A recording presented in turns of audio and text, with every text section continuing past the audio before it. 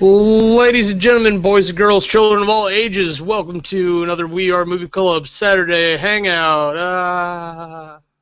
I'm Kamurai. And I'm Charlie, and I'm dancing.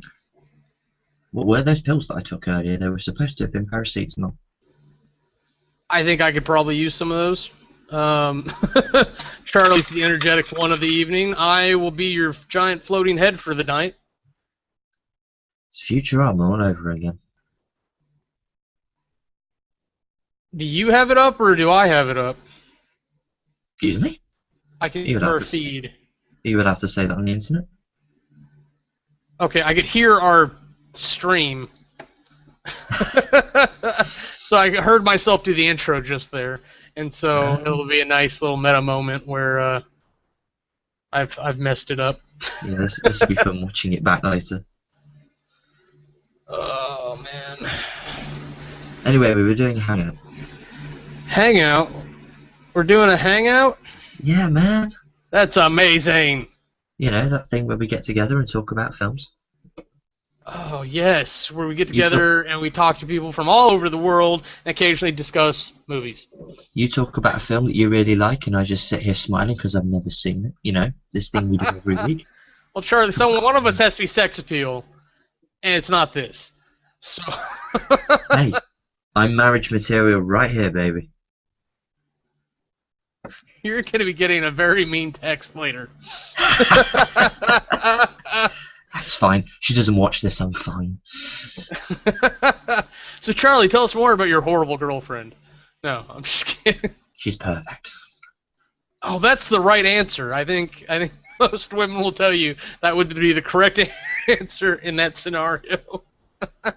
Certainly the safest answer, isn't it? There's nothing I would change except for all of this. No. Okay. Apparently there's no good answer for my lower third right now because I can't remember what I had there before. You have all of your Kamurai data, and that's all you need for now. I'll just sit here and pick my nose on camera. Okay, so normally we start this out as we go through and we talk about what everyone being me and Charlie right now, what we've watched in the past week. And Charlie, I'd like to let you start because you probably have better material to kick it off with. Well, this evening I actually watched Zombie, which is our pick for next week because of the whole Tokyo Godfathers being put back and changed around thing. I already watched it and I haven't watched it again. I decided to go straight into next week's pick for Zombieland, so I watched that this evening. I really found it fun. It's a great movie. It really is. It is a fun movie. It's got some nice structure to it, and it's got several things without truly likable characters. Like, other than it's the end of the world, these are not characters like you'd want to like hang out with. To me, I almost disagree because I found that I actually invested quite a bit into the characters, but I didn't really see much in the way of a plot going forward other than the fact they need to survive.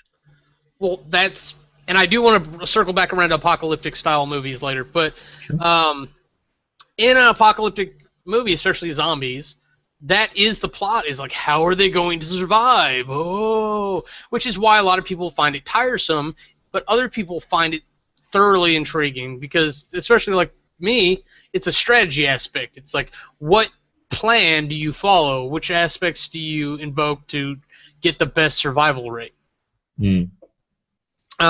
So I see some of a plot, even though it's like, yeah, it's survival. But like the characters, like we should be able to rule the girls out right away because they're living con artists. That's how they make their money. You're just a mark to them. Well, yeah, and I think because of Little Rock only being 12, you know, there's not really ever going to be much in the way of development for her, is there? Why do you say that? Well, I don't know. I mean, if you use her as a comparison to Wichita, who I think she goes from being the sort of leading con artist to being I think she really tends to soften and open up as the film goes on, and then towards the end she remembers that, you know, she shouldn't do that, and in the theme park and they nearly die is actually, no, I can trust these people. So I think she almost goes sort of a complete 180 throughout the film. Whereas Little Rock, I don't know, I just don't think it's as obvious. I mean, it does happen, but she doesn't really take the lead in the film in the way that Wichita does in some way. Okay, I'm going to say this. I'm going to ask the horrible question because I have to, and I'm the one who does this out of anyone in the community. Is it because Little Rock's not like a fuckable age? Like Emma Stone's obviously a hot, attractive woman, but you even said Little Rock's a kid, like, and you kind of discounted her after that point. Does that have anything to do with it for female characters from a male perspective for you? Not personally, although that's not me saying that Emma Stone's unattractive, because she isn't. She's very attractive. But I think the fact she's only 12 means that she's not in the category of characters that are almost of an age that take control of a situation. I can't think of many situations where a 12-year-old, we're not talking Harry Potter here because that's all fantasy bullshit, but just in general, there isn't many situations where a 12-year-old can take the lead of something.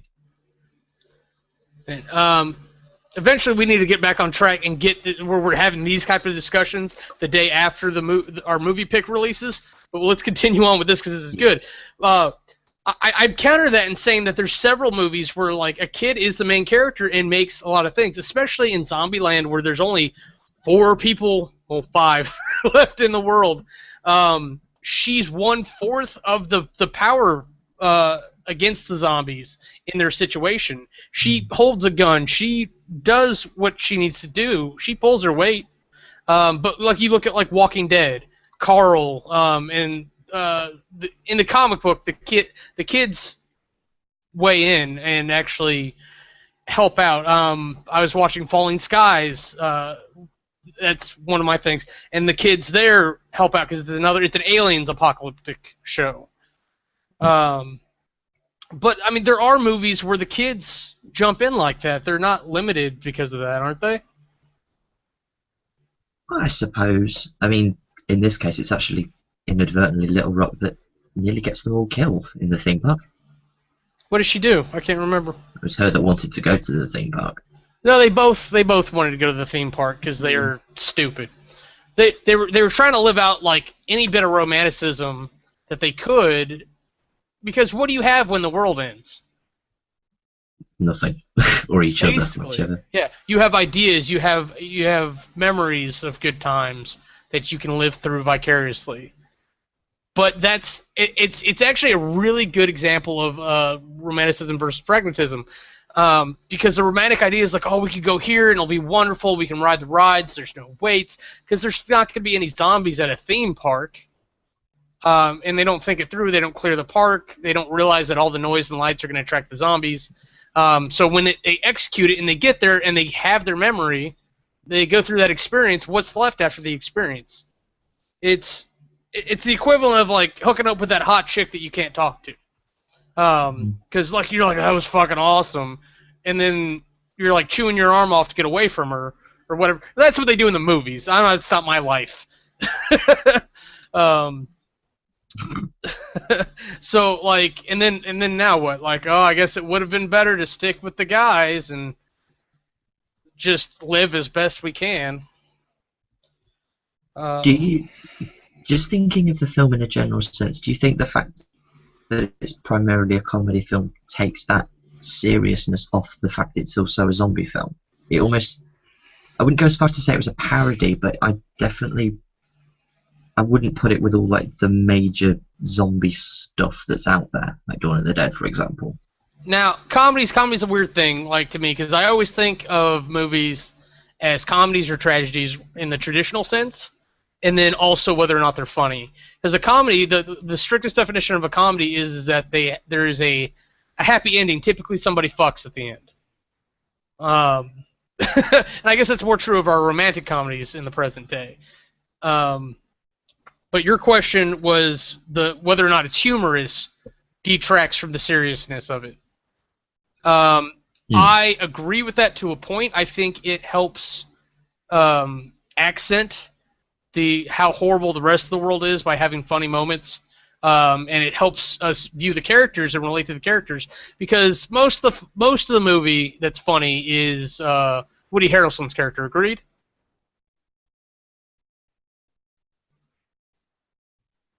Charlie? Charlie! Don't tell me they Yeah, got you. and Okay. that's quite a good comic offset in a way. Um. Yeah. Uh. What? Sorry. So you agree Woody Harrelson is the majority of the comedy? Yeah, mostly, I would say. Okay, yeah. So I think that's how he deals with things. So even though it happens to be funny, it doesn't take away from the seriousness of the situation, because there's still zombies. It's like we haven't, you don't quite hit like the Shaun of the Dead point. No, that's true. It definitely doesn't go that far in funniness, well, or deliberately comic and almost parody-like. Because ultimately they are still killing zombies. They are killing things that are going to kill them. So action, definitely still an action movie, correct? Yeah, I'd say so. And the fact that if you take away the gore, I think there's more of an action and almost more of an adult theme of that running through than in Shaun of the Dead. That's a very fun, like deliberately trying to be funny, whereas this is trying to maintain that level of action as well. Okay, and I think that's the difference there, is that Shaun of the Dead is comedy writing, where Zombieland is action writing. I'm going to call it action writing that happens to be funny. Yeah, I'd agree with that. And I think that's what makes a good movie. Being like, hey, I've got a book of jokes that we can put into a movie is fine, but they make better use in like short film, like YouTube. Personally, I'm not saying it's a fact. I'm saying personally, because like comedies get forgotten. People like go back and watch American Pie. They're like, oh yeah, this thing. It's not funny anymore because I've seen it X amount of times, or I saw it X amount of years ago. Could you say the same Scary Movie then? I didn't think Scary Movie was funny the first time. But that's a good example of comedy writing. And I said it. I actually like the Wayne brothers, and I think they're funny guys. The movie's good to a point, but like it could have been so much better if they had just written an original piece that was funny instead of stopping the movie every 5 minutes to make a joke. Mm-hmm. But I wish they had, and they probably have one, and I just haven't found it. They should have a YouTube channel where they take the ideas like they did in that movie and just throw them in a skit. That could work. But that's the beauty of YouTube, is that you can make SNL on YouTube skit by skit. There's a show title right there. What? Skit by skit. Okay, yeah. Write that down. I don't write things down, I just forget them. And then they never happen.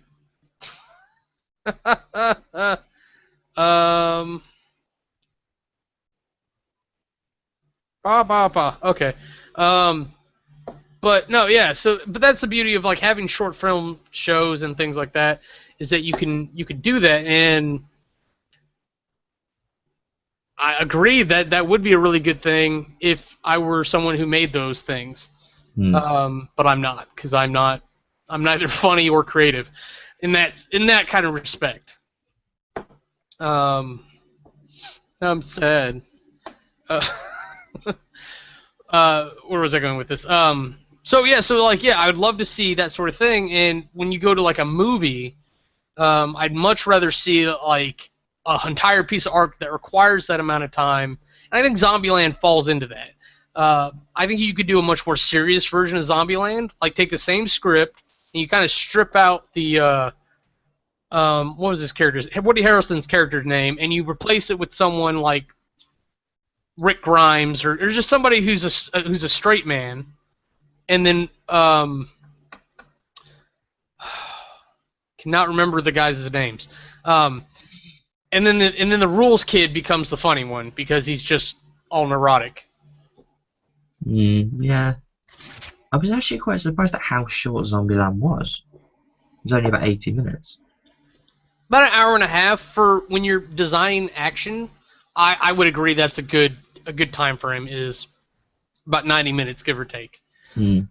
Because it's enough to keep people's attention, and right after that point, you start losing people's attention, because they're like, "Fuck, how long is this?" And that shows that you messed up because they're not immersed. Like I watch Watchmen, and that's 3 hours long, but I never look at my watch. But I watch Lord of the Rings, I'm like, how fucking long are they gonna walk? Yeah, that's a fair point on that one. It's like, oh, you only got another 10 hours left. Fuck me.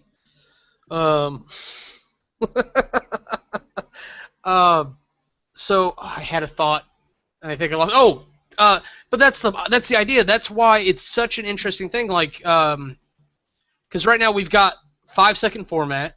We've got what 8-second format for Vines, right? 6, isn't it? 6. So 5-6 seconds for extremely short. Then we've got like I think someone launched a 15-second one. I can't even remember who it was.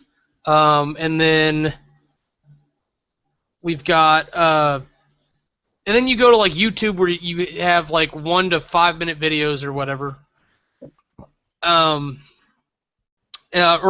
now you can do super long videos, but like most people design them up to like 15 minutes or so. Because past that, you basically have a TV show, right? Yeah, or it's only for those that are so dedicated they don't care that it's however long. Yeah, but like 20-30 minutes, you're basically watching a TV show, whether or not it has more serialized content. Yeah, I'd agree with that.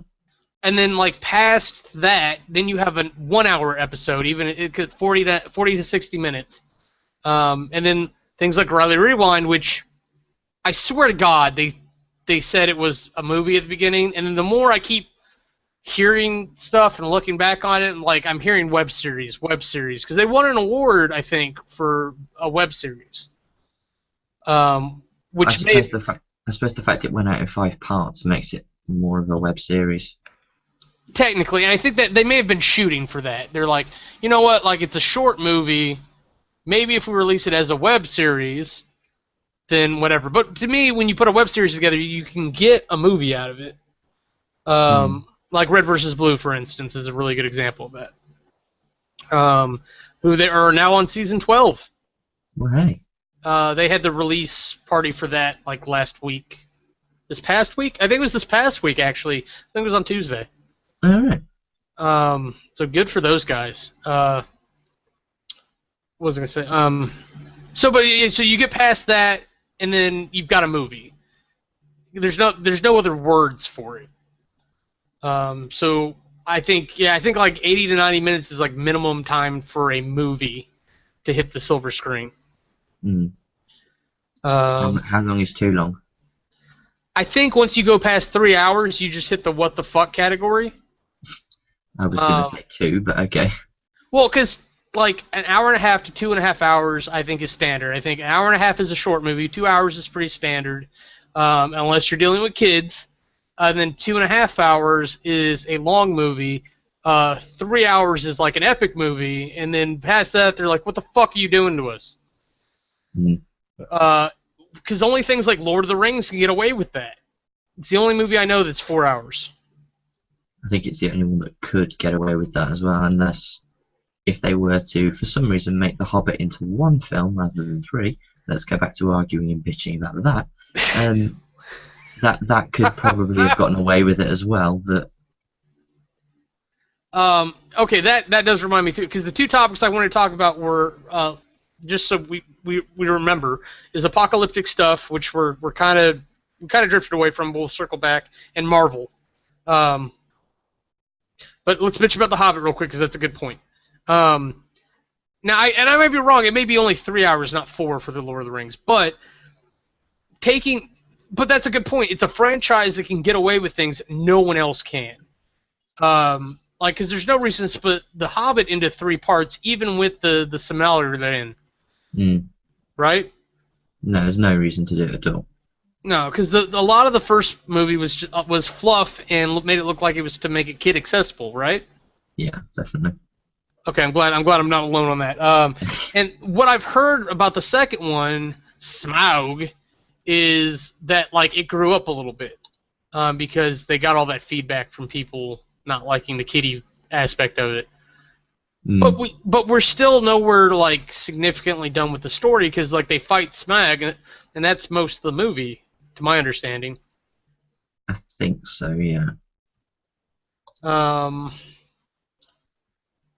so the like it just it's kind of like what are you doing? It's because companies do this. I know for a fact corporations do this. Hollywood's its own weird beast sometimes. They try to do what they can do to see if they can get away with it. And what movies have done is they see if they can split a movie into two movies to get twice the money out of it. Well, that's Um, happening all the time now. That happened with Harry Potter, then it did Twilight. I think even Hunger Games are doing that for the third one, aren't they? well, who started it? Was it Harry Potter? Harry Potter, I think. I think that was the first one to break the final story into two parts because that was just so big. The book was about this thick, Well, yeah, and so they realistically had to. past the third movie, each of those books deserve two movies. It's just a Mm. fact. There's too much content in those books to fit into a movie, and that's what we saw with Goblet of Fire. They took out like the entire house elf story. Yeah, they Like, had to just they took so much. But the thing is, things like Twilight don't need a two-part film I unless you're just agree with asking for an you. excuse to either make money or an excuse to show off with CGI. Well, see, and that's what I'm noticing. I'm noticing in like the entertainment industry is a trend because like Harry Potter started, Twilight jumped on the bandwagon because they're like, well, they did it. Let's see if we can get away with it. Because you're right, no point to it. But I'm finding the people who set the precedents are exceptions to their own rule Mm. because of whatever the reason is. But then other people do it because they did it. Like you're saying, Twilight, no reason for them to do it. Hobbit, no reason for them to do it. Hunger Games, I don't know because I haven't read the books. Have you? Yeah, I have, but I don't think.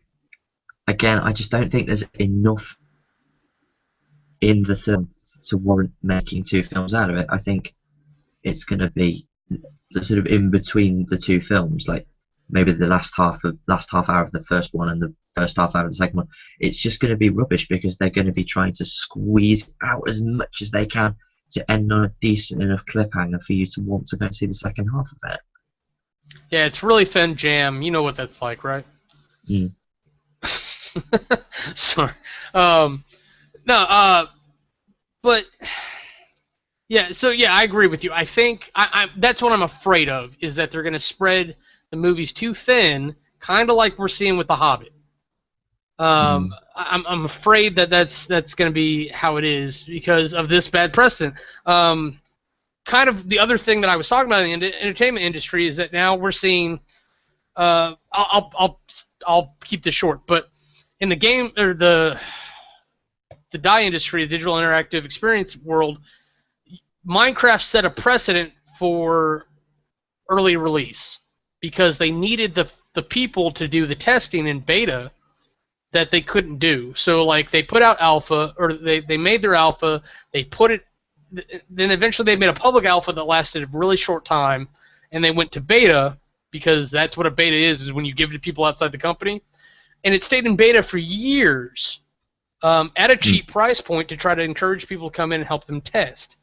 And then when it finally released, it had been out like 3-5 years. Um, and now it's up to like a $30 price point where like it started around like $10 here in America. I don't times that'd probably be what 8 and 25. Um, so like now you're seeing that all the Mm-hmm. time. So we're seeing the same pattern with this shit in the movie industry, and it needs to stop because it's going to ruin things. Uh, uh,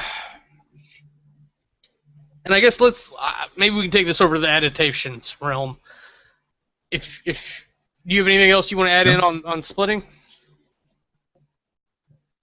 No, I Okay. don't think so.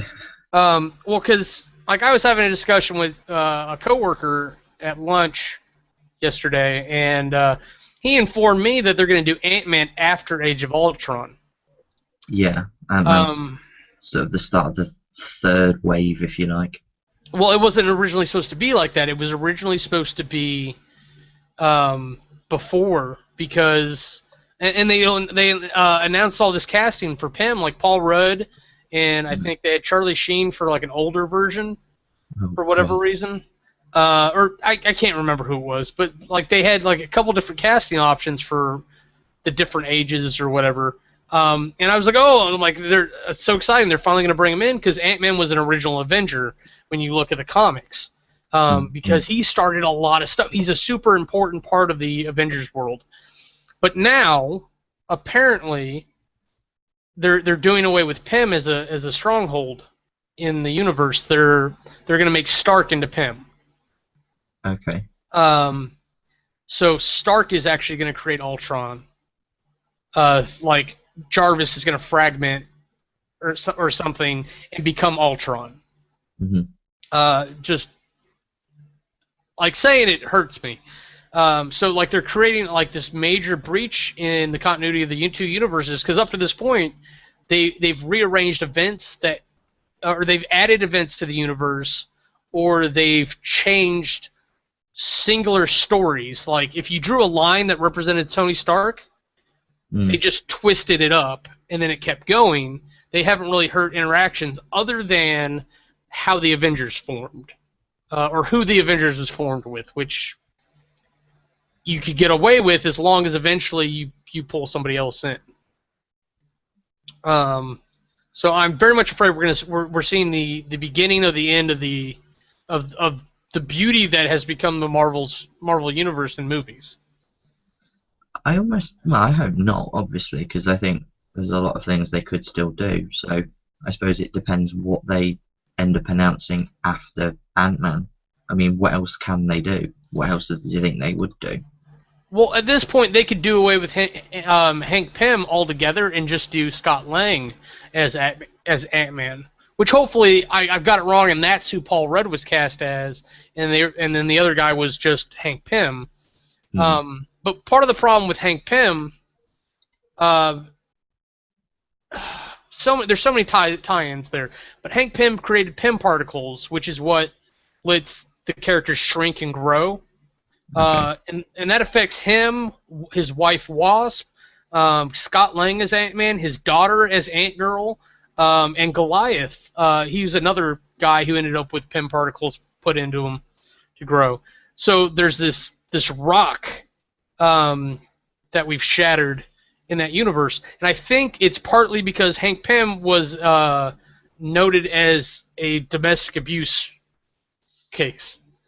Like, Marvel comics are not always a bright and shiny world. It's part of what makes them marvelous. But Hank Pym beat his wife for apparently a very long time in the comics. Like, he'd get drunk and beat her. So I think it was supposed to humanize superheroes. Like they deal with the same problems that everyone else does. So no one likes that. So that may be why Whedon cut it out. But if Stark becomes Pym, and like he's the creator of Ultron and all this stuff, he now kind of gains like all that not repertoire, reputation from there.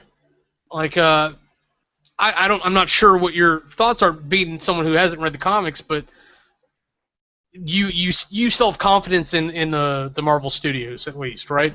Yeah, I think that I did look at it the other day on sort of what the best way to sort of, because obviously I'm a noob at this, how the best way to sort of dive into it was, and the fact that there is so much, it means certainly in my opinion that it's almost an endless potential of stuff they can produce. So I hope that it doesn't fade out anytime soon. Well, and I don't think it's going to fade out soon. Like, they've got it planned up to 2021. They've got all these ideas with doing the street level miniseries or series on Netflix. They've got Marvel's Shield which, as jacked up as that thing gets, is actually integrated with Captain America: Winter Soldier. It's part of the world, and if they ever do Nick Fury's Secret War and show where he actually went when he died, I think that's still an avenue that they could pursue. But it's a question of how much you can change, and it's still the same thing. Because if you're going to change all these origin stories, you can get away with that. But if you start changing major events in the universe, why did you even use that universe? Why didn't you just make your own thing? You know? Like, why do we have to use these old brands and then use them in a way that they weren't intended? Maybe that's just me. Maybe I'm just a crotchety old fuck. No comment. Just so you know as well, I've looked on Google, Wikipedia even, and Paul Rudd has been cast as Scott Lang and Michael Douglas as Hank Pym. Michael Douglas, that's who I was thinking. And then Paul Rudd as Scott Lang? Yes. Good. Okay. So I was right there at least. That makes a lot more sense. But I don't know what they're going to do with Pym if he didn't... I don't know. Because... so many things. But Hawkeye's already been introduced, and just... I guess this is more just to educate you than movie talk, per se. But Hawkeye got involved with Wasp once or twice, and like definitely towards Disassembled, they were involved. So they're like, there's this whole like thing between like him and Pym, and Hawkeye coming on as an Avenger versus a Shield agent, which, to be honest with you, I'm not even familiar enough to know if he ever was a Shield agent in the comics. Because like Black Widow was never an Avenger, as far as I knew. She was always a Shield agent. But I did hear rumors of a Black Widow movie. Any thoughts? Oh yes, I remember hearing that. Yeah, I'd be completely fine with that, because I think the way that these films are working out is that they have their own individual strands, and then it all comes together at the end of the phase. So I think having a Black Widow strand would be absolutely fine, assuming that obviously then there was a decent part in the sort of culminating film.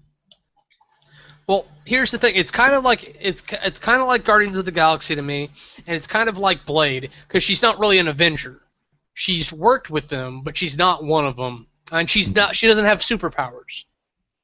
So what do you do with that movie? Like, do like a on the spot change of scene with us of what you would think. Of what little I know about Black Widow. Well, no, I think you got enough. Did you see Captain America: Winter Soldier? I haven't seen any of the Marvel films because I wanted to start from Iron Man 1, and that's only just been delivered to my house. So I want to start right from the beginning because I don't want to feel like I've skipped anything. That's fair. That's my summer project right there. Well, at least we got Brooks' approval for loading it on the channel. Okay, so are you a James Bond film fan? I know you're pro spy movie because you're Johnny English review. Oh my god, the lag. Yes, I'm very pro that kind of film. Charlie? Yeah, sorry, it lagged. It lagged terribly. No, it's fine. I'm on a laptop. Granted, I'm on a 450 Mbps card, but no worries. That's what I'm thinking though when I hear Black Widow movie. I'm thinking like Agents of S.H.I.E.L.D. meet James Bond, where James Bond is Scarlett Johansson.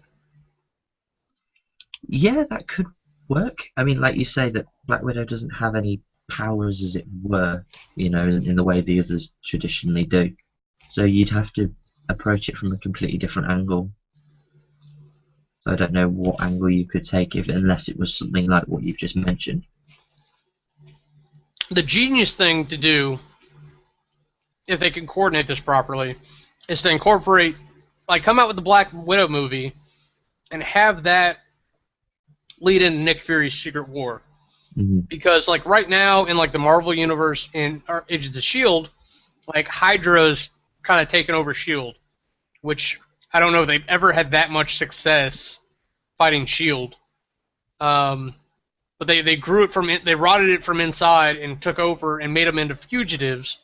So, like, right now it's like Fury's dead, Kobe Smulders as Maria Hill's in charge by default.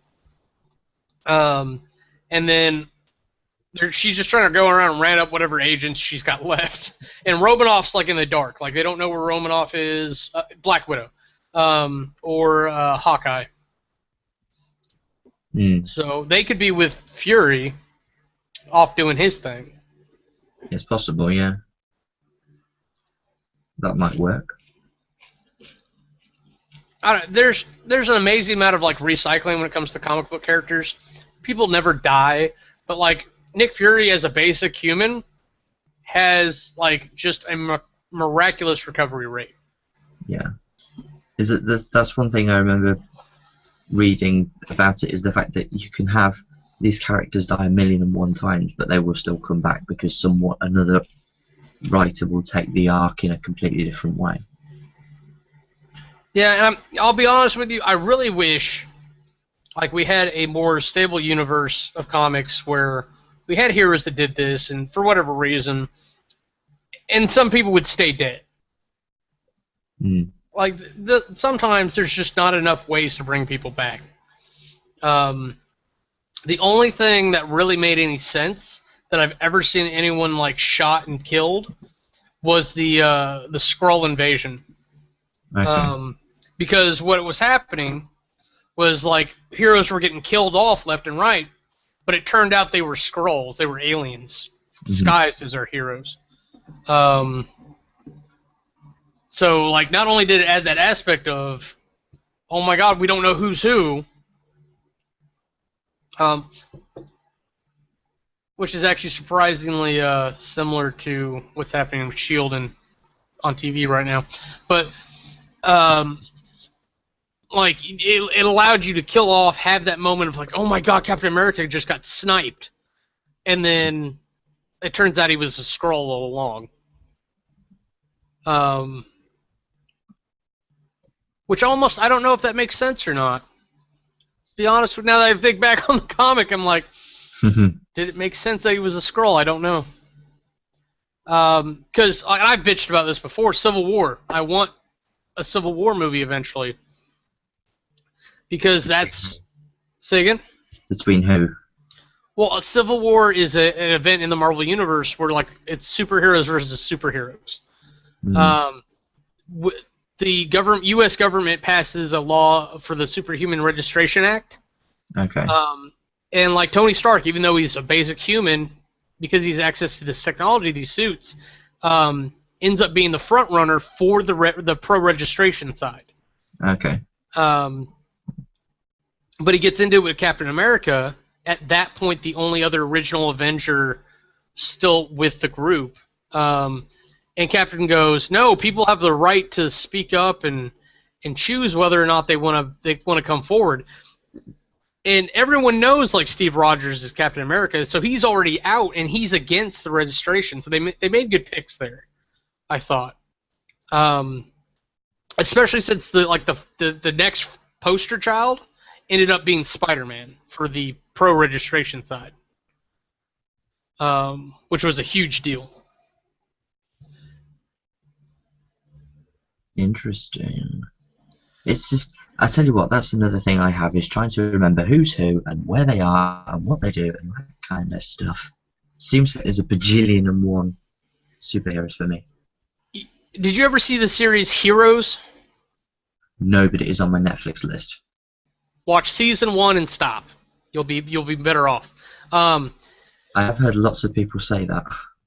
In Heroes, they make these timeline charts because they're trying to track all the events to figure out, like, what point in time you can go back and who crosses whose path at what point. They're insane things. They cover, like, a whole room, and they're all, like, strings of yarn. and like each string represents a person, and every time they interact with somebody, they twist it around the other person or they clip them together somehow. I would make one of those for you for the Marvel Universe if they didn't reset the thing every now and again. Yeah, that's the problem, isn't it? Yeah. So eventually, you're just if you go for long enough in any one direction, they flip the switch, and then everyone's kind of undead or back from the dead. Like Thor was legitimately gone. Like they even had somebody else come in as Thor, and be the new Thor. Because like the Hammer. Do you remember the movie? The movie? Did you watch that one? No, you No, said but you I did. have heard of it. I have heard of it though. Well, like the way Odin does it in there is a pretty good representation. He blesses the hammer, like whoever shall have the power of, or whoever shall be worthy shall have the power of Thor. So if you can pick that hammer up, you can be Thor, but you can't pick the hammer up unless you're Thor. Okay. So eventually, like Asgard goes through this whole thing, and like some of the Asgardians start dying. Like the whole dimension ends up getting fucked up. So Thor is gone, disappeared. Nobody knows where he's at all. But his hammer falls from Asgard through space and lands on Earth. Like so, Doctor Doom actually makes this attempt to go pick it up and can't, so he leaves. But they created a clone Thor, and he ends up getting the hammer. But eventually, somewhere in the storyline and all that, some dude who happens to be worthy of being Thor picks up the hammer. Okay. And so we've got this new Thor, who isn't Thor, but he's someone with the power of Thor. And eventually, like, it turns out like the Asgardians fight their way, or Thor fights his way out of hell or whatever it is, and comes back. But at that point, they've killed the clone Thor, and the other guy, something happened to him, and or he's like, I don't know, maybe he's like, I kept your hammer safe for you. So like it really is like an infinite universe of potential to bring the comics to theater as long as you maintain certain events.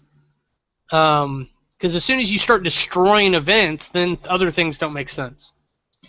Yeah, and I suppose you have to. There's the big sort of debate on which particular timelines you go for compared to others, because I'm sure some people would prefer one story arc and others would prefer another, and that kind of issue then becomes a massive problem.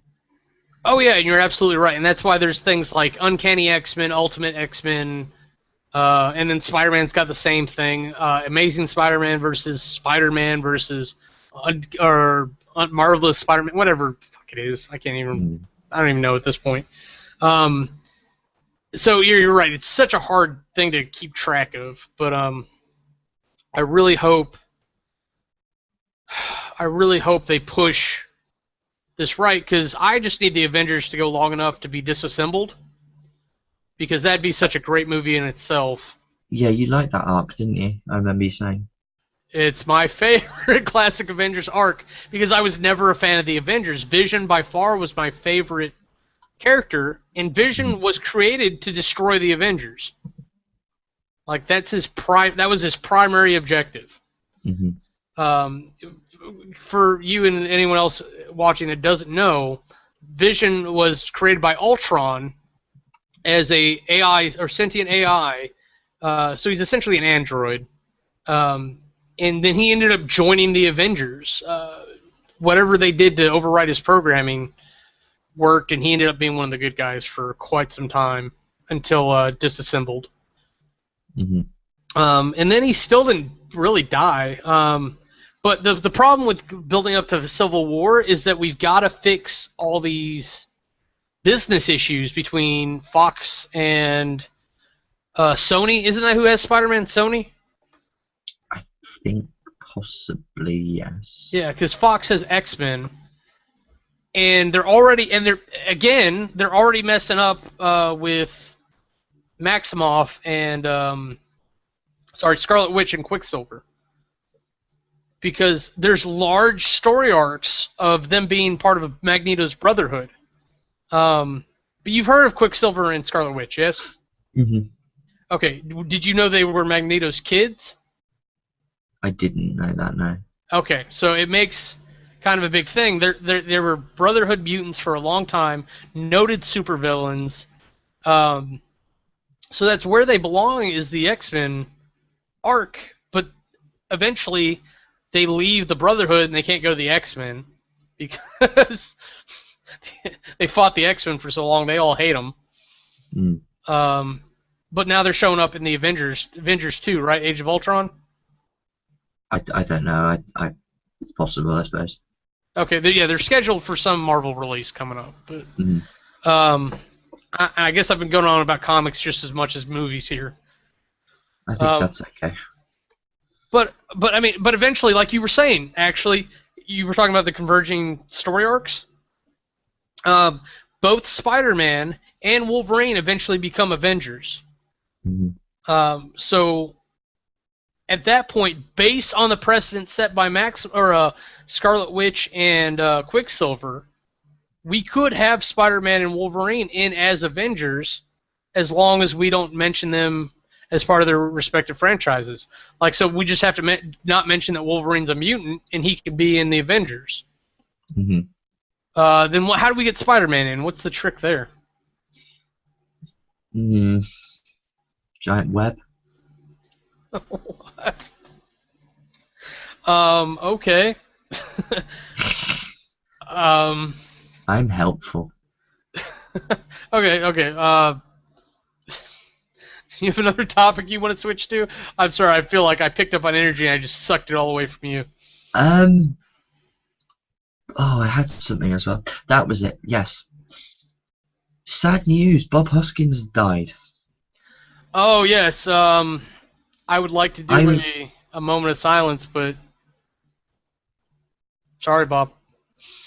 It was the only thing I remember really seeing him in was Hook, and he played Smee so well. It was amazing. He's an amazing one of the best characters actor in that film. He really was. Go back and watch Super Mario Bros.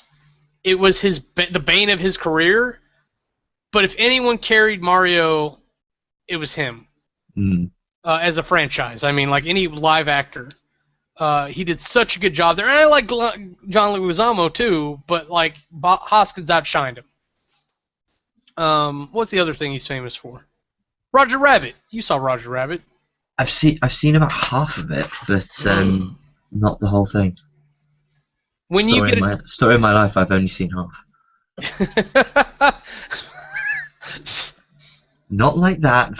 That's not what I meant. But it's funnier that way. Dirty boy. Sorry, all these inappropriate jokes going through my head. But no, yeah, Roger Rabbit. When you get a chance, it is of historical significance, that movie. Mm-hmm. And I would say in no small part due to Bob Hoskins' role in it.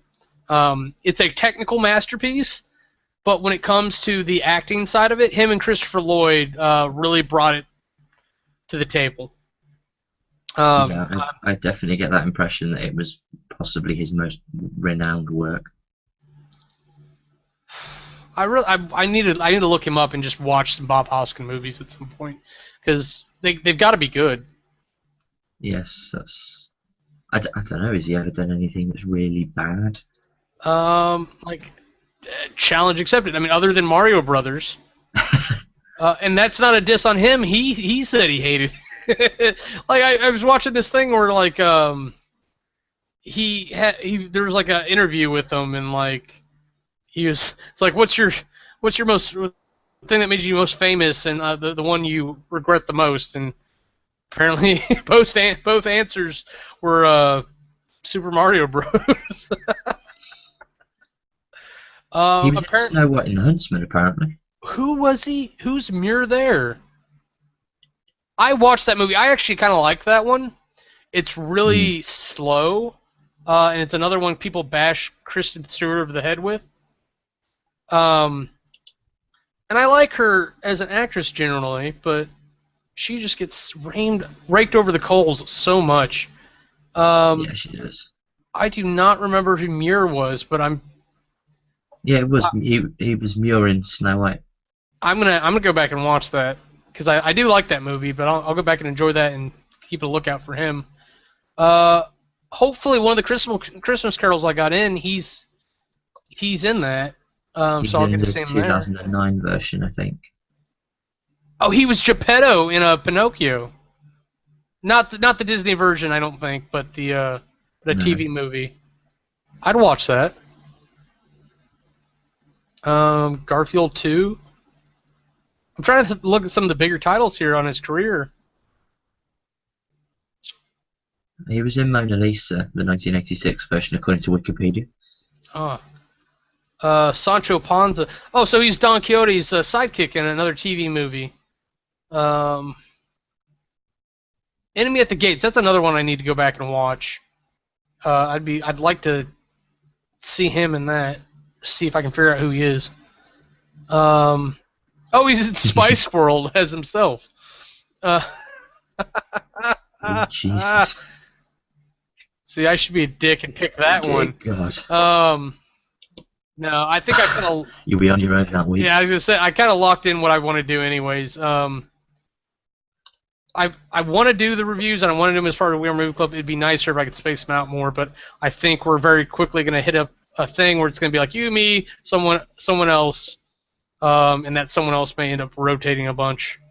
But I think that's a good opportunity for us to get through Red versus Blue together. And yeah, Bob Hoskins, you will be missed. But I think that'll be a good opportunity to get through Red versus Blue, and I'll be able to get it out of my system. I think I'm going to have to quickly go back and watch season 1 before season 2 comes around on the calendar. I totally agree with you, and I highly suggest that to anyone else who ends up watching these things. And I'm going to end up saying it and be like, look, there's X amount of seasons before this. You can catch up. But the thing Red versus Blue is that up through season 10, they all stand independently okay, decently, but they only get better the more the series you've watched. Like 1 through 5 is technically an isolated incident. So you could start on 6, which is my favorite season by far, and theoretically watch it just fine. But you miss out on a lot of humor and a lot of small jokes throughout the entire season or movie, whatever you want to call it, because they didn't, or like they're referencing things that happened before. They're talking about characters you haven't been introduced to because they all know each other from previous acts. Yeah, well, you're gonna get that in any you get that in any series, wouldn't you? Yeah, like typically, like sometimes they do a reintroduction, but like let's look at Harry Potter real quick because we already talked about that. If you watch Chamber of Secrets without having seen Sorcerer's Stone, there is that whole thing where they go, "Oh Harry, oh Hermione, oh Ron, it's so good to see you again. Ah, magic wands." But no, there's an introductory thing, and they introduce Ginny, and you kind of get that feel like, oh, these characters know each other from previous events. But Harry Potter doesn't really, like, they reference things on occasion, but it's not,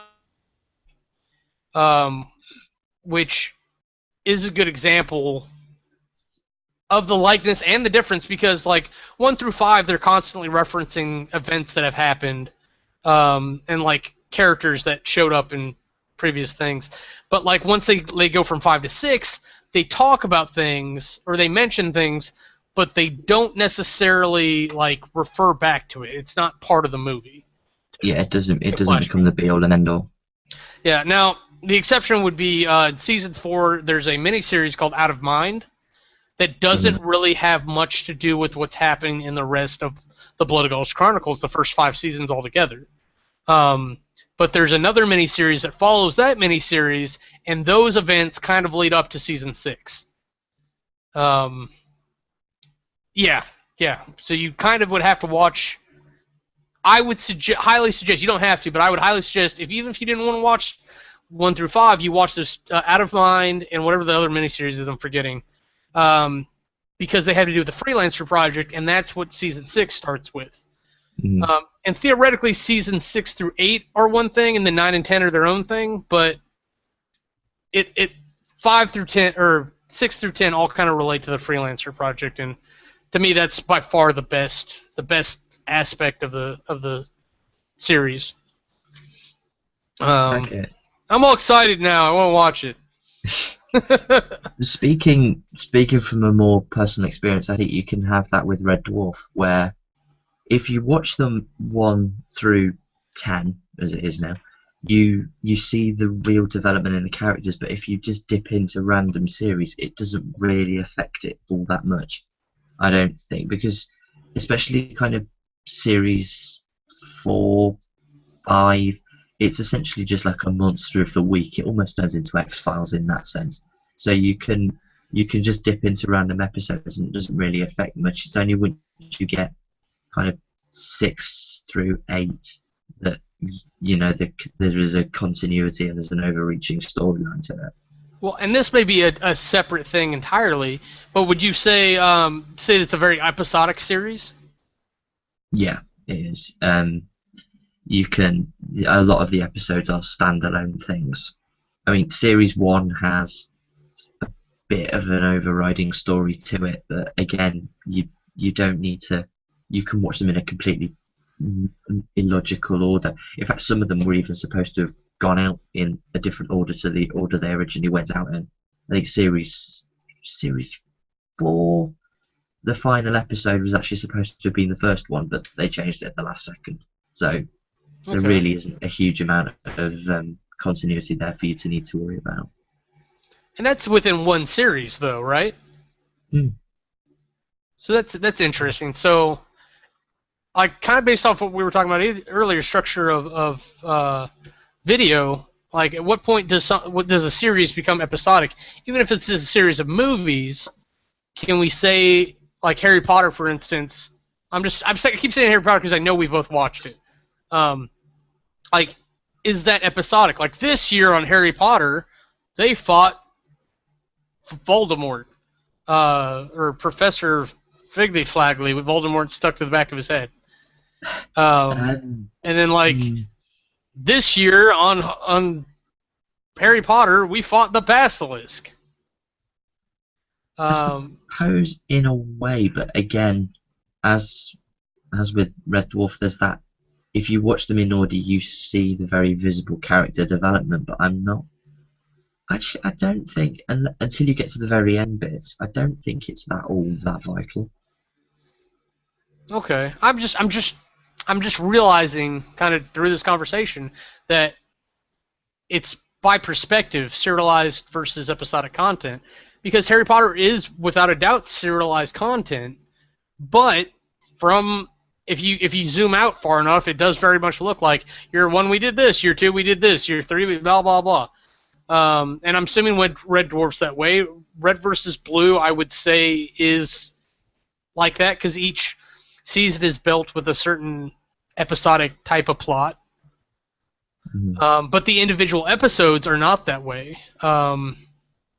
Whereas, like you were talking about with Red Dwarf, you end up with a very episodic series. But like if you zoom out and look at the overall show, it is very much serialized, I would think.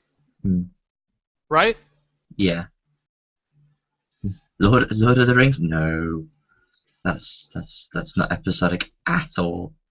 I would agree with that. It's but only because they're so long. Because it's really it's the movie about walking. I think that's what I'm going to call it from now on, the movie about walking. But it's not like movie 1 they walked here, and movie 2 they walked there, and movie 3 they walked here. Because they're doing it for so long, they have like 3 of those episodic things per movie. I don't know. It's not really fair, but I don't know. But I would agree that overall, it's serialized for sure. But that's making me think about television now, because like you look at things like Big Bang, which is like really rides the line. I don't know if you're familiar with Big Bang Theory. I certainly am of the first of like 5 series, and I kind of stopped after that. Yeah, there's a certain point where I think it stops being as good. It's not bad, it's just not as good as it was. Not as good, yeah. Yeah, and I had a conversation with a friend about this recently. But what was I say? It's a very episodic show. It's like today on Big Bang, there's this, and the titles even kind of say it, because they have those clever scientific sounding titles, which remind me a lot of Friends, and they're emulating Friends in a lot of ways. But Friends was super episodic, because it's the one where Joey donates sperm or whatever. Like they would actually title it that way. But when you look at the series, it's from season to season, it's very serialized. I don't think anyone can argue that, because you look at season 1 and season 10, and they're in such different parts, mostly because of character development. Do you think that's a sign of a good show or a good film series then, if you can see them in both ways depending on how you look at it? I think it makes it more intriguing. I'm trying to get that light out of my frame. I think it definitely makes it more intriguing. It makes you think about the show as a whole more. Which makes the show more important to you. So I think that makes you ultimately care about the show more, whether or not you like it, which makes the show more of a success in my eyes. Because my thing is, it should make you think. Yeah, thank you. What was I gonna say though? But emulating that, like, I get as a business, you want to make things work, and if you look at previous examples, you're like, well, this worked, so we should try that. But that was a different time, you know? So, like, Big Bang has kind of tried to adopt the Friends formula, and we're very much gone to a point where everybody's dating somebody else pretty regularly, or married. So, like, in this case, like, Howard and Bernadette are the Chandler and Monica. Of sorts. Yeah, that link works. Then Leonard would be Ross and Rachel. Sorry, we're doing that. This is actually the thought process live. But and then Joey, that would make Raj a Joey. He's more of a Phoebe, I would think. No, Raj is almost no, actually, the polar opposite of what Joey was. Yeah, so like we don't have a Joe. I just meant kind of like a free spirit. His Joey dated around. He never had anyone steady except for his roommate at one point, and then Rachel. Yeah, it was never too serious. So yeah, you could say that, I suppose.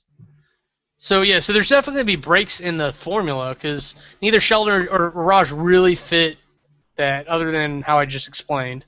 And now we're dealing. I just thought about it, because I'd always thought about it as a formula of 6 that makes sitcoms work like that. But this is actually a formula of 8, isn't it? Yeah. Leonard, Sheldon, Raj, Howard. Yeah. Yeah, but I think if you try to make it more than 8, it would become a problem real fast. It's almost already too many things. Like they do actually a really good job of multi-threading, where they're telling like 3 things. Like, this is my point: is by the end of the season, they typically have 3 major plot lines going on at any one time. And so my predictions, I didn't realize there were so few episodes left in this season, but because they're not ending it when they should have, or this season at least, I was like, okay, there's going to be 3 major things that happen. Like Raj's mom, or Howard's mom's going to die, and he's going to have to deal with that. But at this point, it's looking more like she's just going to move in. They're all going to move in together again. Yay. Yeah, because it's just such a part of his life. And then Raj is going to end up breaking up with Jane Bennett. I can't remember her real name. Or her name, Emily? Yeah, Emily, and going back to Kate McCucci's character. And then my other prediction was that Leonard and Penny were going to break up. Oh, not again. But that's the thing is, like, there needs to be a major thing to happen because it looked like they were about, like, Leonard was about to say yes, and they were going to be engaged, but like with Penny under duress, which is kind of standard at this point, anyways. I'll believe you, Wes. I haven't watched any of it recently, so I have no idea what you're on about. Okay, yeah, so like, so that's something else. But being as it's a comedy show, like they have to be very careful about the drama they put in. Mostly, it's been things like Sheldon arguing with his mom is the drama. Raj dealing with his personality faults and trying to find a decent girlfriend. Amy like going after Sheldon and him not taking it. So like there's a decent amount of drama, but they put a funny spin on it. So it's a matter of which of these things are going to break. And there's so many things going on at once. It does make it harder to tell. I'm trying to think of a movie that does something similar because I don't know if you can. Can you do that in a movie as much as you can, like a series? Not really, because the series is much more regular. So you have the almost regularity of a TV show because you're going back to it each week. Whereas with a movie, it's so big and so long in comparison that I don't think you could really have that. That's why if they try doing a Friends movie, it'll be utter crap. Well, here's what I'm saying. I'm going to say you guys do it a lot better because I've said this before. You guys do multi-threading in movies a lot better. Like you look at like Snatch or Lock, Stock, and Two Smoking Barrels. Magnificently done. The closest that we've come to doing it in that style was either Love Actually or Crash. What? No, sorry, Love Actually. Yeah, carry on. Which had a bunch of British people in it anyways. But, or at least Hugh Grant. But I think if you look at the American way to do it, it's Pirates of the Caribbean. Yeah. That's the... Go ahead. Do you not think they may be putting that a bit too far now? Now they're working on a fifth. Okay, my biggest problem with Pirates of the Caribbean, as in general, is my personal issues dealing with pirates being likable characters, because they're murderers and thieves. Like that's the definition of a pirate. Pirates have feelings too, man. Yeah, but like the first movie, Johnny Depp rubs it in a couple times. He's like, pirate. So he's trying to remind you that he's not a good guy. But as this movie goes on, like we're seeing all these different pirates come in who are all good people. And it's mostly because it's Disney and they kind of shave it away. They're like, oh, let's just cut out that scene where he's slitting somebody's throat. Yeah. So that you can identify the good guys without being confused, or the protagonists, because they're not good guys. They're anti-heroes at best. But they work. They're popular, and the multi-threading in the stories is amazing. There's no doubt there. And I'd like more of that with a better scenario. Something other than pirates, at least. It's anything but pirates. I don't know. I just thought of like what came to mind just then when I was like something other than pirates was Princess Bride, but that doesn't really fit anything other than he technically was a pirate. Yeah. The Dread Pirate Roberts. As you wish. Such a good movie. Have you seen that one? Probably not. Man. What do you guys do on dates? You guys not have like a... No, not a big film watchers, to be honest. Okay, didn't mean to say her name, but is your girlfriend not into movies? No, she is, but we just don't really sit down and watch films. It's just not something we've really done. Although we got through Sherlock, which was a great series, but no, we just don't tend to. We don't tend to watch stuff. Probably should, but we don't. I was just gonna say like once a week, sit down and have a movie night or something. But if you were gonna do that, you'd probably end up watching our stuff then, or Harry Movie Club or something. But Possibly. I need a consistent night where it's like this is the night that I watch this. Yeah. Because at this point, I just kind of like whenever I can. Like this week, I honestly was trying to catch up on YouTube, and I tried to experiment with watching YouTube videos at night, like before I go to bed. So say again. How did that go for you? Well, I fall asleep, and then the playlist keeps playing. Ah. So at the end of it, like I've watched 120 or 100 movies, but I only watched like 3 of them. Yeah, you can only remember the first 3. Yeah, so like I go back and I'm like, I think I watched this. I watched this. I remember her wearing that outfit, so yeah, let me get rid of this one. And then eventually, like I get through it. Like I was actually trying to catch up on gaming news. Like so, I got to relive the horror of Facebook buying Oculus Rift. And then all the platitudes that came out in the news about like, oh, we're not going to change it, and Notch going like, no, you creepy fuckers. Like I'm with Notch. I don't trust Facebook with Oculus. If Valve had bought it, that would have been perfect. Yeah, that probably would have been. But I don't know. Hopefully Facebook gets enough flack that they don't want it anymore and they sell it to Valve. I think Valve would probably do a lot more with it. Yeah. So anyway, so I was watching that stuff, and I was trying to catch up on some of the Vita stuff while it finished up, and so glad it's over. But it's not that like I dislike continuous content from people, but even just watching like 4 or 5 people, it's too much every day because I don't watch YouTube every day. I watch it when I can, and I try to catch up. But I like I mentioned, and this kind of leads us back to the apocalyptic talk. I've been watching this series called Falling Skies. I mentioned it last week because I didn't know why I had it. It's just there. I was like, I obviously put this in my queue. They mailed it to me. I don't know what this is. So I started watching it to figure out what it was, and I immediately figured out why I put it in there. It is a apocalyptic series for alien invasion. So immediately I'm like, yeah, that's my bag.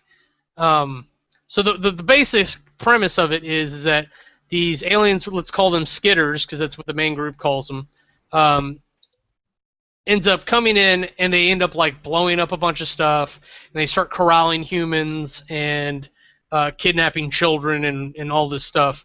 So the skitters are like these big kind of arachnid type people, and what they'll do is they'll like grab children and they'll put like little larvae things on their back called harnessing them. Oh, lovely. And that hooks them into like the hive mind. They become slave labor. So it really becomes about this survivalist thing, like we're talking about with like Zombieland, where the plot is to survive.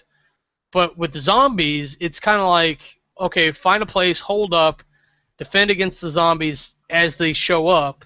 But the zombies don't really seek you out, right? Yeah, well, no, not really. They just kind of take advantage of the fact you're there. Yeah, they're like, oh, food, hump. Where the aliens, not only are they utilizing like space and spaceships, but like they're actively pursuing you. So, not that you know much about like Falling Skies per se, but there are so many different, like these are different tropes we're talking about. Like apocalyptic is even one trope, and then you have sub tropes like zombie, alien. You've got things like Revolution, which actually created, as far as I know, created their own trope where it's no technology. It's not alien invasion, it's not zombies, it's just, oh, the power went out, deal with it. Can you think of any others? Not off the top of my head, no. Kaiju. Kaiju? Pacific Rim, for instance. Oh, right, okay, yeah. Or big monster movie. But, like, I mean, Godzilla never got out of hand. He'd come in, he'd kind of fuck up a city, or she, whatever it was. kind of fuck up a city, and then they dealt with it. Cloverfield was kind of the same way. That one kind of rides the line.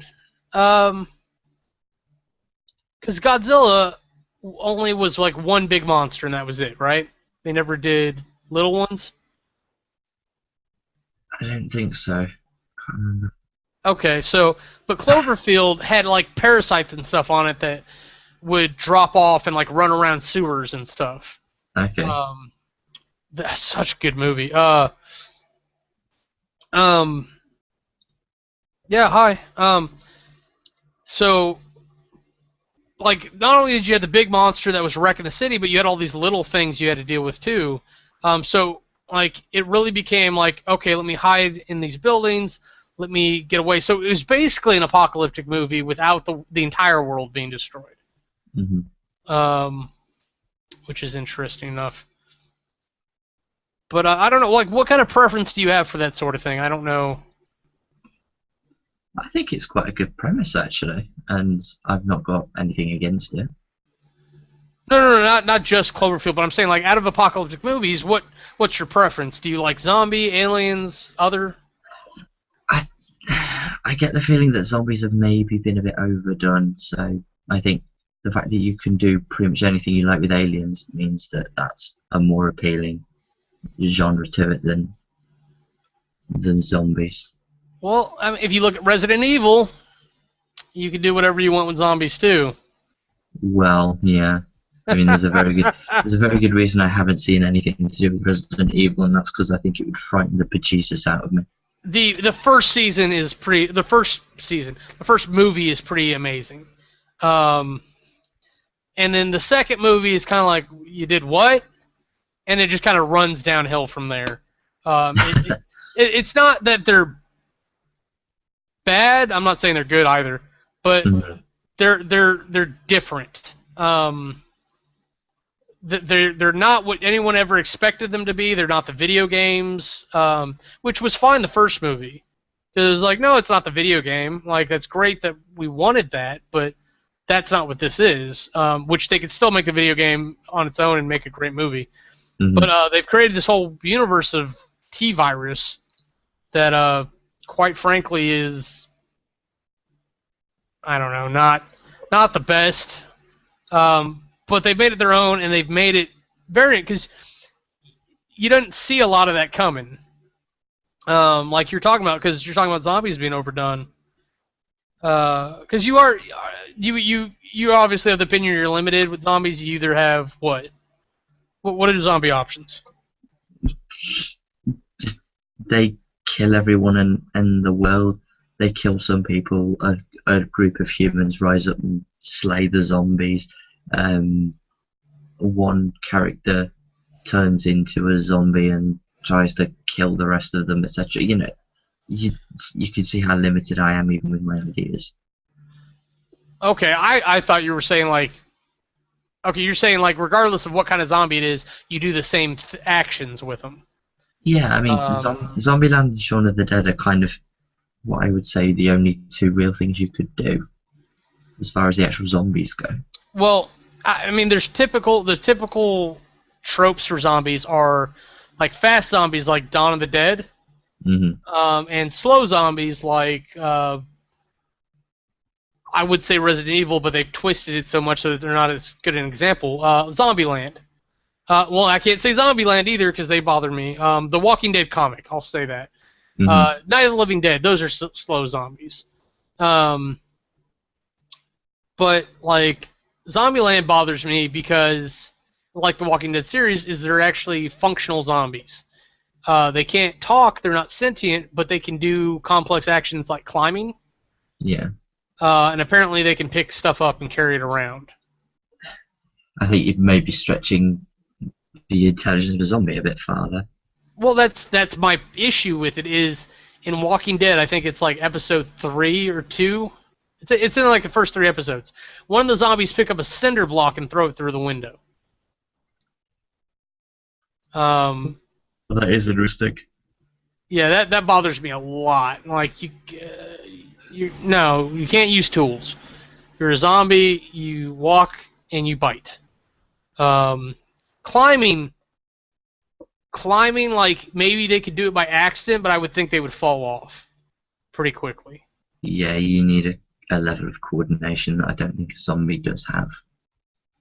I mean, it's if like you have a ladder. Let's not pretend like it's a rock cliff or anything, but like you got like a fire escape ladder or something. It's essentially crawling vertically. So you could make an argument for it, but like the zombies in Zombieland were actually climbing up the rungs and then hanging on and trying to reach out to the girls, right? Yeah, when they're up on the big ride. Yeah, that was pretty unrealistic. I felt that. I mean, it looked good, and it certainly added to the peril. But whether you'd expect that of a zombie, I don't think so. Yeah, devil's advocate here, because the immediate question that comes to mind when you say stuff like that is like, "Oh, it's a zombie movie. How realistic could it be?" Well, that's true. No, that's your response. Is, "Oh, that's true." Back your point up. Come on, Charlie. Well, I think you have to take zombies in their own kind of reality, because obviously it's not something that's going to exist in this reality. So zombies have to exist in sort of a metaphysical, kind of real, kind of fictionalized universe where these things can happen. But then you have what's realistic for this semi-universe and what's unrealistic and pure fantasy. Suspension of disbelief. Exactly. Yeah. That's exactly what I meant to say. I took me a minute to get it too. I think that's why. Let him talk till you think of it. No, but yeah. So in any story, it doesn't matter if it's zombies or what. You have a suspension of disbelief that has to be reasonable. So I don't know. Like where the expectations is for that. Like it's kind of my problem with like fast zombies. Like, yeah, it's kind of nice to have a different challenge to present it in a zombie world, but when like he's missing half his body, obviously he doesn't have blood circulating. Like, it's like, why is he faster? Why is he that much stronger? And the zombie argument for strength is interesting. Have you been presented with that before? No, I don't think so. Like theoretically, like in this hand or whatever, let's just say hand. Like I've got the strength to like be able to like crush things that normally like you'd be like, oh my god, he crushed that. But the point is that it doesn't make any sense like this cup for me to crush this, even though I physically could, because I'm gonna hurt myself. I know that my brain's going, don't do it, don't do it. I don't gain anything from it, and I'm going to damage my hand from all the parts. So theoretically, like you can use your muscles past the point where they're meant to be used, like where they rip or whatever. So you can lift this car up, but then you're probably not doing much else after that. I suppose the whole zombification removes that sort of intellect. Yeah, it keeps your brain from preventing yourself from self-harm. Exactly. And then you're already dead, so what does it matter if your arm dangles off the socket? That's a fair point. That brings into questions like, well, then they physically wouldn't be able to get into grabby stance or whatever later. And some of them don't do that. Some of them use dead arms. It's such an amazing world of zombies and such out there. You realise I'm probably going to go to bed soon and all I'll be able to dream about is zombies and it's going to terrify me. Oh, Charlie. I'm still a baby. Okay. Is there anything like in the realm of puppies, rainbows, and unicorns that we can talk about to send you off in a good place?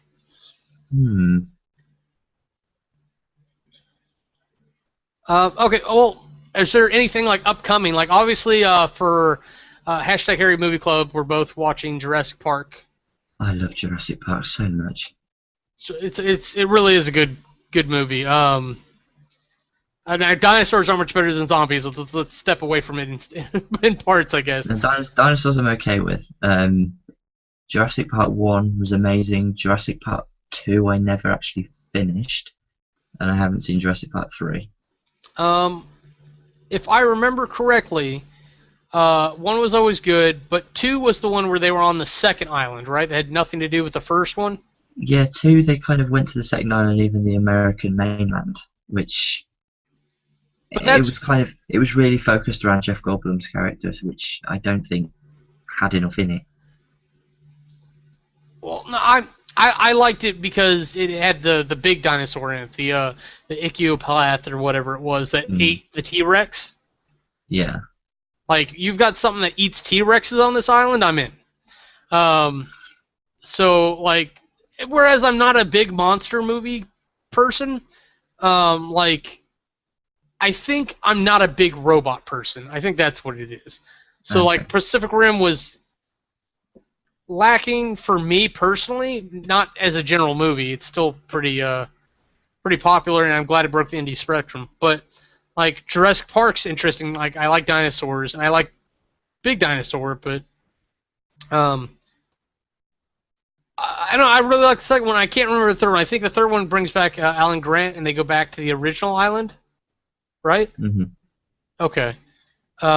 Yeah, because I remember now, because he's like, I had nothing to do with that island, because they keep asking questions about the island de Morta or whatever I it think is. so. But now, since like it's been so long, I think you mentioned to me earlier, uh, it it happened like 1990, right? The movie.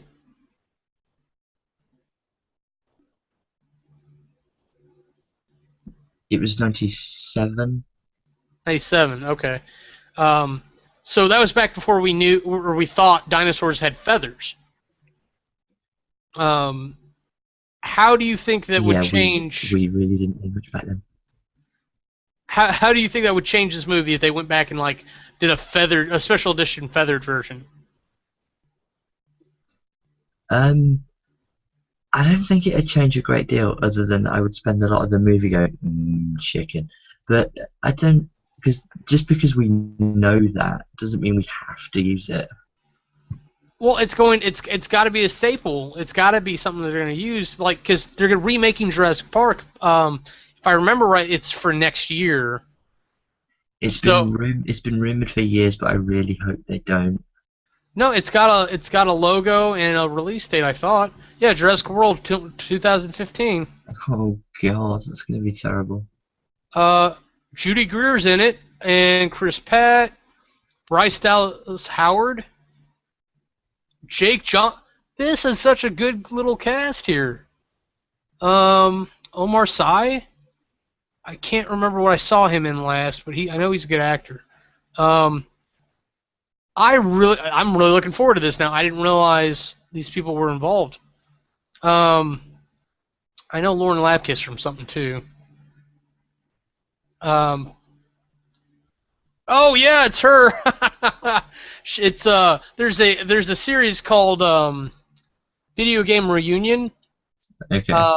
That it's essentially like Smash Brothers at a con. Like they're like all these kids show up and or all these characters show up, and it turns out like Mario and Peach are separated, but they have a kid together, and like Bowser is with Peach now, and so like Mario has to deal with Bowser being the stepdad, and he rekindles an old flame with Samus, and Link and Zelda are there, and I think everyone thinks Link's gay, but and that Zelda's cheating on Link with Mega Man, but it turns out Mega Man's gay. And Please stop. it's wonderful. But Lauren No. Lapkus is there as like a Luigi stalker, and she keeps showing up in like all these little roles here and there. So I see her name places, but she's a good egg. Yeah, but just reading this cast, like that's enough. Like you've got these people and dinosaurs in. But yeah, the plot is unknown at this time, so it could get canned. But I would imagine that they're going to have feathered dinosaurs for this. I will watch it, but I think the problem is that so many people are going to try and just compare it to the original, which Oh, it's isn't going gonna to be happen. fun. But that's like, and I don't know if you've gotten around to seeing Carrie yet, but like, there's so many different versions of that now because there's the 1976 version, which I know you wanted to do coming up. There's Hmm. like a 1980 version that they made a sequel to, and then there's one that they recently released within the past 5 years with Carrie Moretz as the star. Okay.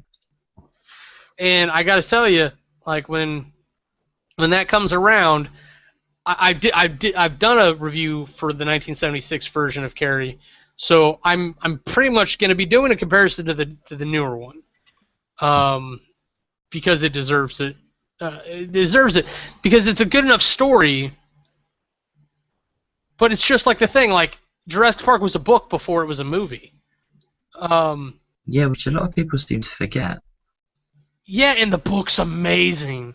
It's but it deviates from the movie pretty strongly, mostly depending on the thing that Hammond dies in the book. Spoilers. Uh, Hammond dies in the book fairly early. Once the park starts going down. Um, it's really good. You know the little tiny dinosaurs that they show? They're basically chicken sized. Yeah. Those things get them. Um, and it's this whole scene, and they kind of overrun him because they just kind of nip at his ankle and sit back and watch him because they're poisonous. So they just bite him a bunch of times till he can't feel himself anymore, and then they just start eating him. Um, Lovely. so like that's a huge thing difference in the book, and if he had died in the movie, it would have changed later events. Like they would have known where to find the schematics. Um, to go get the power back on. They would have had to look for that. That would have been a whole other adventure Mm. that they ended up cutting out. That they could potentially put back in for this version. Um, I and I think don't this. know, like, oh, sorry, go ahead. No, I think this takes us back to what we were saying earlier about how different storylines and different arcs affect the reboots. So Yeah, it doesn't definitely. become such a linear timeline.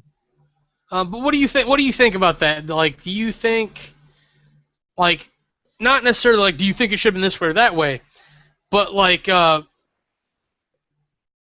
guess if like it happened in the real world now, like if there was a real life Hammond and he got killed by his own dinosaurs, how would you feel about that?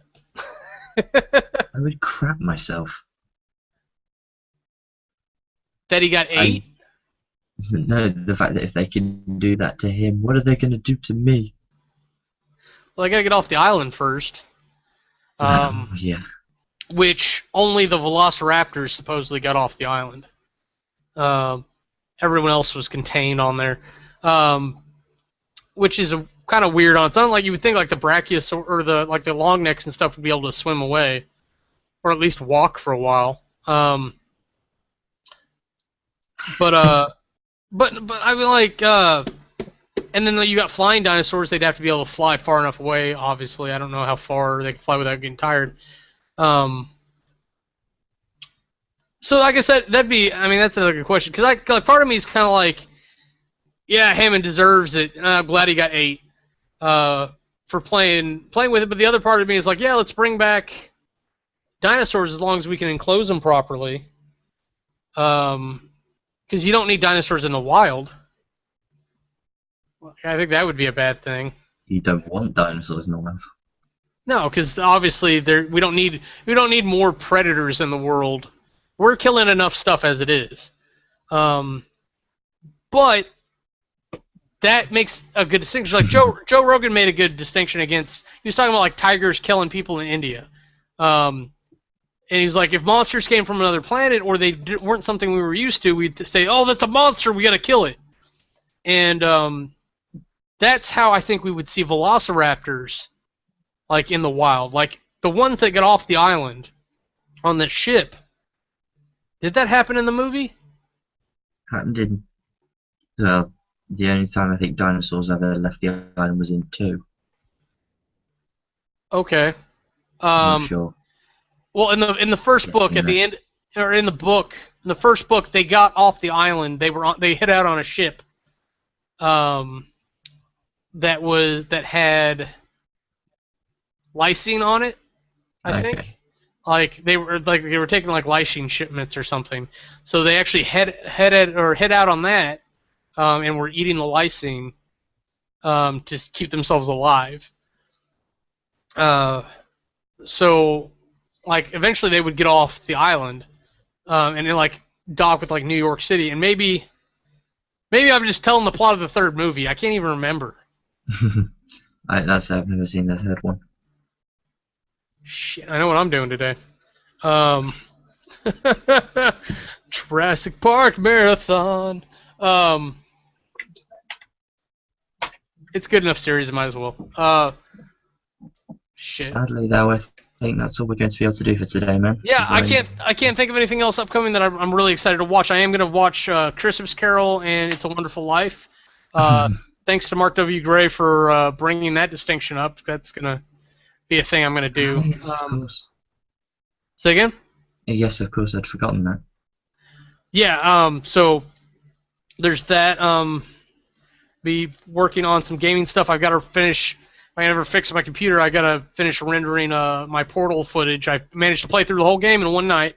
Well, And get it all recorded, and then I've managed to make a Professor Puppet skin for Minecraft. oh, lovely. So I need to like be able to play around with that a little bit, see if I can do some fishing trip footage. But you and I need to get together offline at some point. I think I'm gonna just buy a second Minecraft account so I don't have to keep borrowing my friends' kids for filming purposes. And then maybe you and I can explore some options on how to do stuff with that. But, We will certainly have a go. all right. So let's say bye, everybody. Bye. Charlie, do you want to do your sign off? I'll promote myself. Okay, yep, sure. Thank you for watching, everyone. I'm Charlie. You can find me on Twitter at TheCharlieM. You can find me on YouTube at Snowdog140, and anywhere else where you can stalk me, I'm probably there. And I am Kamurai. You can yell at me on Twitter about all the horrible things you want to say to me at Kamurai25. Or you can hit us up on WeAreMovieClub at WeAreMovieClub. If you want to get involved with the project, if you like movies and you want to do reviews, get involved. Start a YouTube channel. Start doing movie reviews. Include the hashtag WeAreMovieClub, and hopefully we'll be able to find it and get involved. Hit us up on the Twitter and YouTube for our channel www.youtube.com/WeAreMovieClub. You're probably there. And you can find my horrible movie stuff over at Jam on Toast 528, and I do some other stuff. Charlie and I play video games together on occasion on Gaming Division 528. So yeah, that's it. Thanks for watching. Bye. Bye.